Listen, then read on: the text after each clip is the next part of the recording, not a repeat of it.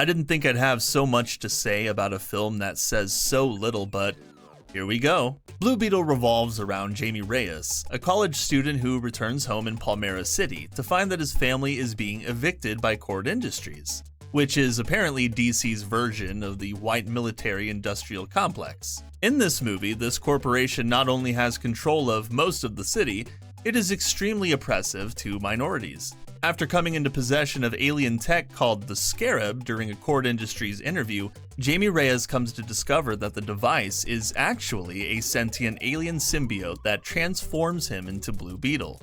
Knowing that she has put Jamie and his entire family's lives at risk, Jenny Cord, the daughter of the villain, sets out with Jamie to unlock the secrets of the symbiote while keeping it from Cord Industries' grasp. It sounds like a whole lot of fun. Well, at first, it kind of is. Sort of. The problem is that Blue Beetle is a film that tempts you with an exciting, cultural superhero story about a college-aged guy stumbling upon a sentient beetle who gives its host powers. A film that embraces the best parts of being a Latino, according to director Angel Manuel Soto, that is. A movie that takes action and excitement to a whole new level. Finally, with a fascist Batman. No, I'm just kidding. Unfortunately, DC's allure to a brighter shift in direction with a hero that can be truly inspiring to others ultimately falls flat for the 7th time in a row, providing audiences with the loudest and most annoying parts of the Reyes family instead. They also have the audacity to give us a plot that is all too familiar, as it sacrifices originality so that loud and preachy talking points about imperialism and colonialism and the likes thereof can take center stage. A main character who is actually relatable that I enjoy watching, played by the actor from Cobra Kai of all shows, being undermined and screamed at relentlessly by his family members, only slightly alleviated by an okay performance by George Lopez. I mean, it was fine. Meow. Yeah, right. He was slightly funny. Meow. Yeah, just a little. You know, seeing the Marvel and DC movie war go on for this long has been pretty entertaining. On one side, Marvel already had its day and is now moving into experimental ruin. And then DC is over here still trying to be as good as the first Iron Man film. I mean, come on DC, get it together. The priorities on one side are, and may have always been, completely out of whack, and those same problems that have always been present are indeed present here. The plot could be copied from any of the Iron Man films. I mean, the first Ant-Man film, let's be real, it's not exactly a debate that this film has borrowed heavily from other, more popular movies. You can almost follow along perfectly with the cookie-cutter plot. Anyone who claims that this film is original, I have some homemade tacos to sell you that will blow your minds. What makes it worse is that these stolen ideas are not even executed properly. If the comics were ever written cleverly enough to explain how this all works, I did not see any of that in this movie. I went into it knowing very little about Blue Beetle, in fact, outside of me playing him in Injustice 2 and watching him in a cartoon on TV. In a sense, I had the perception of an average moviegoer who knows jack squat about Jamie Reyes, and I was still incredibly underwhelmed by the end. I mean, it has some great character moments here and there are some action scenes I thought were pretty cool, but never anything that I didn't expect. I could predict where the film was going most of the time, even in the most tragic and shocking parts of the movie. Outside of its family dynamic that overstays its welcome soon after it arrives, the film never tries to push the envelope past, oh, family makes me strong, and then being able to create any weapon from an alien suit. But they even find a way to make that a complete bore too. And yet it's been done to death already. Oh wow, a suit that makes anything, big deal. DC did it years ago with Green Lantern. Then Marvel did it years later with Black Panther's nanosuit, and then Iron Man's nanosuit in Infinity War/Endgame, which is probably the only time that idea was well executed. Then basically every Marvel character afterward began to adopt the nanosuit gimmick for years to come. Now here comes Big Blue Beetle, and I'm supposed to sit back shocked and awed when he grows insect wings and has pulse cannons and giant swords he made. It's just, how do you force yourself to get excited about something that's been done so many times before in much better ways? Perhaps superhero fatigue is in fact real. Besides, this movie doesn't even try to make these scenes look good. The cinematography is garbage, it's actually insane. It's like the most basic camera work in the business. There are a few exceptions in the movie early on, of course, here and there, but the majority of this movie's scenes, and especially the most exciting ones, are filmed so poorly. It was disappointing, like every time a character gets hit through a wall, it just looks lame and boring. The CGI is amazingly uninspired and uneven. There are times when it looks really good in some places, such as when Jamie first suits up and flies around in the city, and then other times it looks really, really bad, like in the final fight of the movie, for example. And guys, I'm telling you, they picked the climax of the film for the CGI to look this bad. There could be a few reasons for that. One could be the budget, of course, that's something that I've considered, and the other could be just because the main hero's suit and the villain's suit are just really basic. I don't know, the Blue Beetle suit looks kinda cheap in CGI and doesn't appear to translate well. It's almost like they didn't finish animating certain scenes or polishing them, with some of the movements looking jagged or unnatural.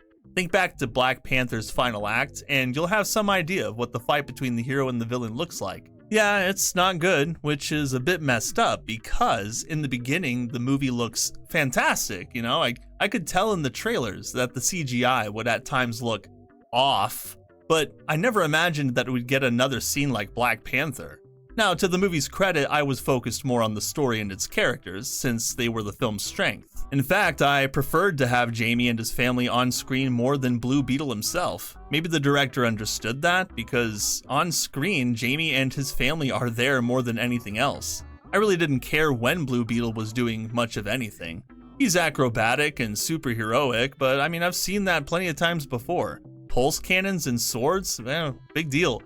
It don't matter anyway because he has a no-kill rule, in the movie that is.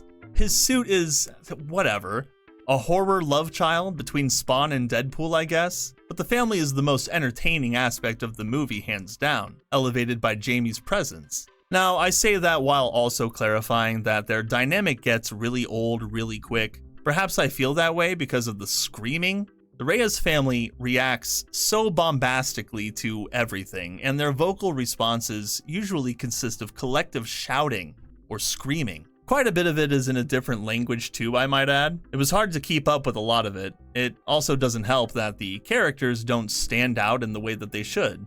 The uncle, George Lopez's character, is the best of all of them, of course. He's funny at times, but a lot of his motivation is race-fueled, and it takes away from who he is.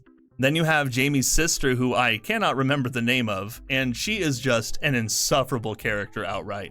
I couldn't stand seeing her on the screen. Every single thing that Jamie says, she has a quippy retort to, or some kind of response that undermines him and makes him feel or look stupid, or just counters his point for seemingly no other reason than for the sake of just being contrarian and counterproductive. I forgot many times why she was even there as a character in the first place. She provides nothing of use to anyone, not any of the characters outside of a fist-manifesting glove she borrows and an angsty attitude. I gotta say, I'm getting pretty tired of the angsty teen stuff. There are ways to do it correctly, and they've done it well in the past, but now it's just really overdone. They go so over the top with these characters' behaviors. I highly doubt any sane human would act the way that this character does in this movie, and I can't imagine why anyone would be able to relate to her on any plane of reality. Not to mention, most of her hate and distrust is also race-fueled. Jamie's mom is, well, a mom character. She just does mom things. Yeah, and then the dad, he's also just a dad character, and he's also essential to the plot in a certain way. And the grandma, well, she's best described as an exciting grandma character with a dark past. I guess she was like a guerrilla warfare chick back in the day. It's technically an Alfred situation, but with far less substance. Oh, and also race-fueled. While we're on the subject, most of the movie is fueled by race, and its sense of morality is also skewed.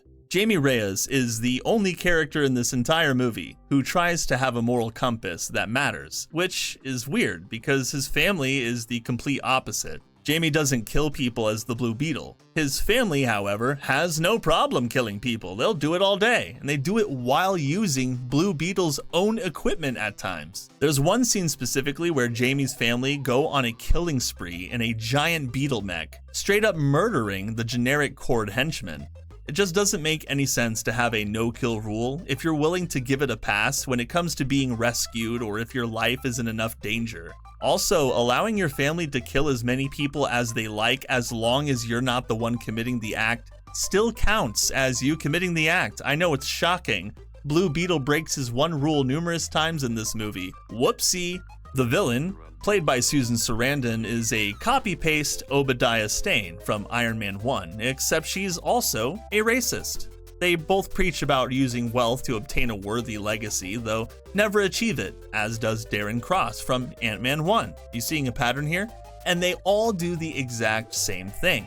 Copy the hero's powers and form an army from them. The difference is, Susan Sarandon's villain is instantly forgettable as well. You will not remember her. Darren Cross is more memorable, even before he got MODOK'd by Loveness. Speaking of broken men being made into morally confused killing machines, let's talk about the other bad guy, Carapax. This poor Frankenstein monster of a villain is now forever doomed to be compared to other Iron Man villains. He's a literal copy-paste of Whiplash from Iron Man 2, except not as cool. His suit looks shoddily put together, with his face being covered by a voice-modifying Darth Vader helmet in combat for a lack of a better description. And the design and sound is just cringe, laughable. Carapax's backstory, on the other hand, is probably the most well put together out of any character in the movie. Yes, even Jamie's. There are even times when he feels menacing, like a real formidable threat for the hero. Those glimmering moments do shine through occasionally. That's why it's such a shame that the realization of his character ends up being disappointing overall. He's a great concept, but they designed him all wrong. Design flaws are common in this movie. Even the design of plot armor, like giant bubblegum protecting characters from a helicopter explosion, which is just dumb. Just really dumb. I'd have been much more on board with the Blue Beetle suit if its voice wasn't so annoying. It's an intelligent, sentient being, is it not? Alright. Then why does she sound like Siri when she speaks? You can create anything Jamie can imagine, but you can't at least sound like a normal human being with a sentient personality? The director just said, screw it, grab the voice of Siri from iPhones and call it a day. 100% on Rotten Tomatoes, let's go. But hey, listen, if you're willing to overlook the nonsensical plot, the absurd character motivations, behaviors, as well as the overtly racist city that oppresses minorities, which is just not based in reality at all, then you may enjoy this movie. But if you're like me, you'll be wondering by the end why the filmmakers didn't just go with a Ted Kord human gadget Blue Beetle instead of the one we got, seeing as how alien symbiote suits are tired and overplayed tropes now. I think I'm finally starting to see why this movie is flopping at the box office. It misrepresents a lot of people. It also poorly touches upon and preaches about illegal immigration, sexism, racism, and colonists taking everything from the minorities. It's divisive in nature and invites cruelty to one side while elevating the other. Interestingly, the race-baiting ideas in this movie are the only thing that sets Blue Beetle apart from its other generic predecessors. The irony, though, is that the one thing that helps it stand apart is likely the one thing that will ultimately bring it down. I imagine that a large chunk of the reason people aren't seeing this movie is because of the comments made by Angel Manuel Soto outside of the scope of the film. But the bigger problem goes beyond mere interviews. It's safe to assume at this point that superhero movies are just not as fun or engaging as they used to be. The constant social commentary adds fuel to the fire. So what is the result of this fatigue, you ask? Well, let's see, an abysmal $25 million opening weekend, the 7th flop in a row for DCEU, no guarantee of a sequel, and now your reputation is damaged because of the fans that you've attacked with your words. When you do that, fans of DC become uninterested in your works, past or present. And with this movie, I'm sorry, but you lost me. And not only did you lose me, you lost Plato. Yeah, it's bad losing Plato. I mean, goodness. He doesn't make it easy to be lost, okay? You can't lose him that fast. Believe me, I've been trying to get rid of him for years. He just keeps coming back. He's always hungry, too. Just hungry all the time. With that being said, I hope you guys enjoyed this review. Like and share this video if you enjoyed it, and if you want to see more content like this in the future, consider subscribing to my channel and clicking that notification bell so that you don't miss a thing. I look forward to seeing you all again next time. Say goodbye, Plato. Meow meow.